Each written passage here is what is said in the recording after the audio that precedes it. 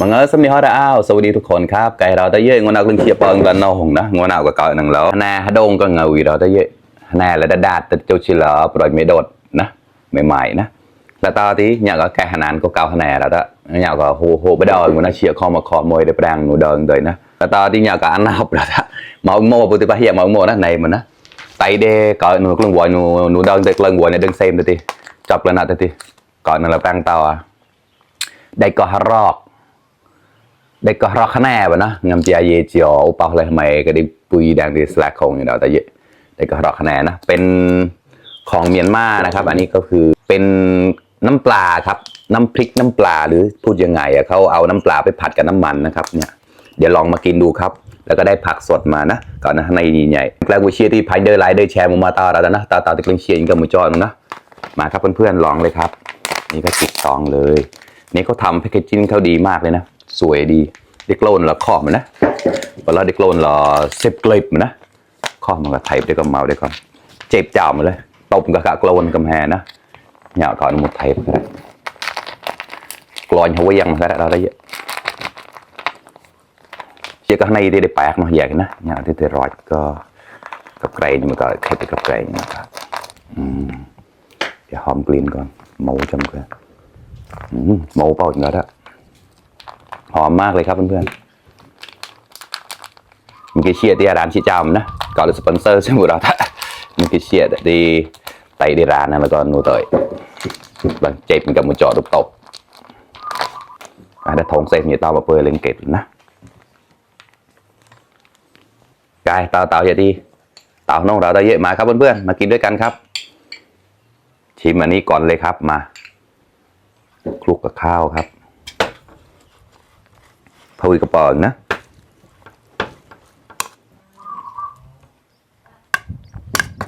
ประมาณนี้ครับอย่าเราได้แล้ว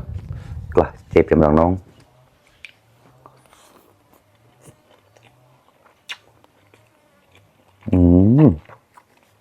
ก็ออกแล้วละ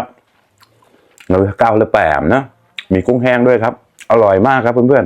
ๆเล่ามาก่อนนี่เสียกาวี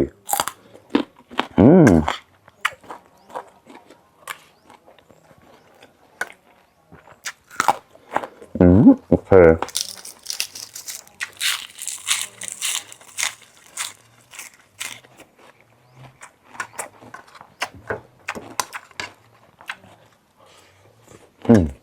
10 เต็ม 10เลยครับ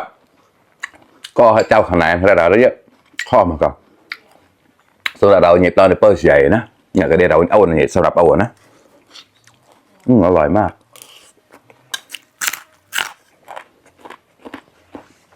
ฝังตุ้งครับ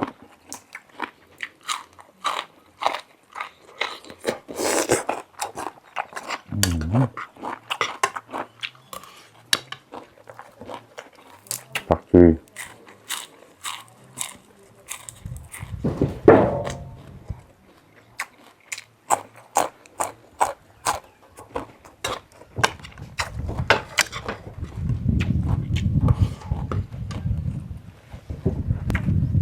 แกงนาน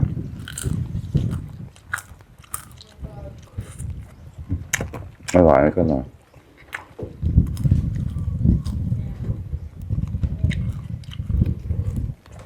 เซมก็ขี้ปลาโลดนะ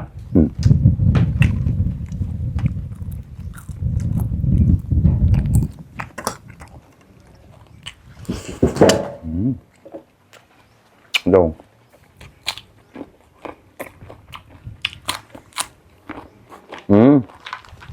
นั่นเป็นเหล่าตุกชิ้นน้ำมันเปล่าเสียดายอร่อยมา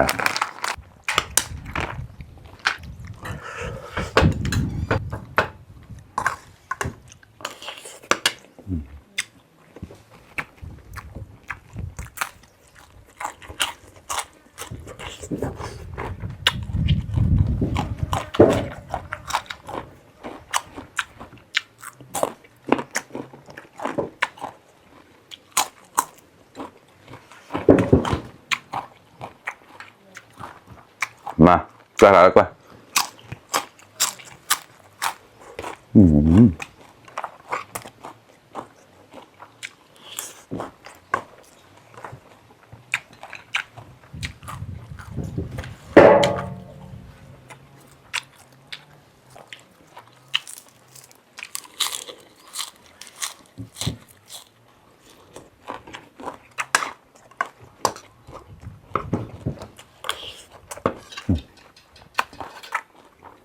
Hana hadong ka nga ulit. Siap mana parak na niya, siap lang. มะเขือกับกุ้งครับผัดน้ำมันหอยนะใส่ขมิ้นด้วยมาดูสมอยนะกุ้งตัวเล็กๆมา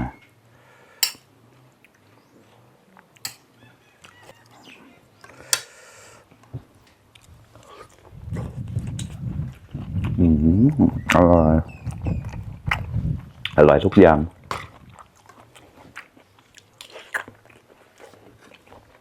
ขอ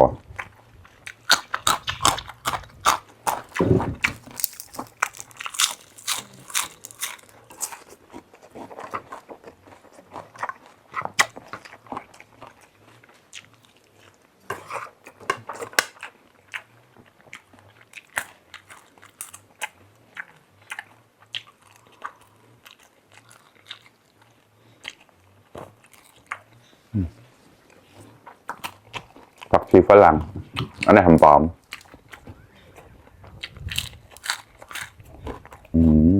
หอมหมูมาค่ะ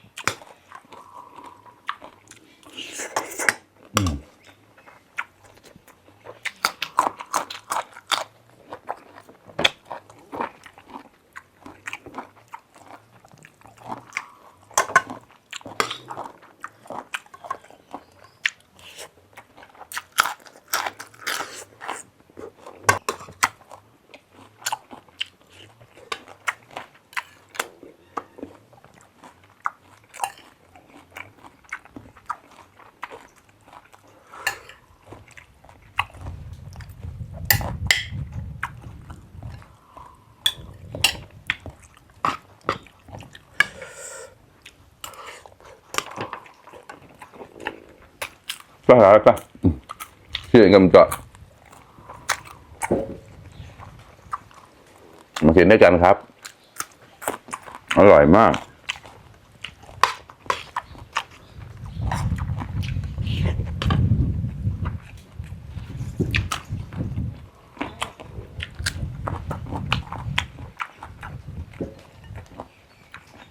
อาการนอนดิด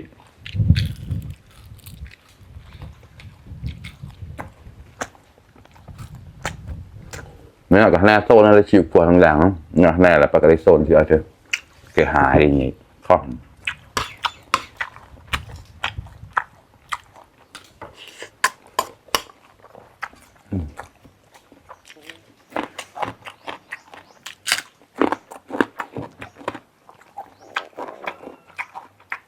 Ở quỳ bọt có.